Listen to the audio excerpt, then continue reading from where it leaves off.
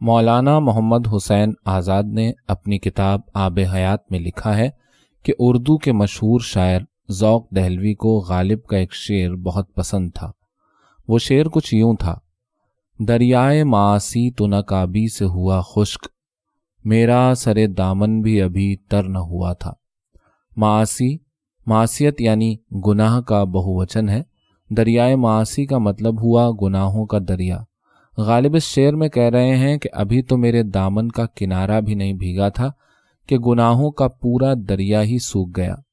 اس شعر کے بارے میں ذوق کہتے تھے کہ کمبخت یعنی غالب اپنے اچھے شعروں کو خود نہیں پہچانتا، اور یہ بات سچ بھی ہے کہ غالب گناہوں پر بہت عمدہ شعر کہتے تھے۔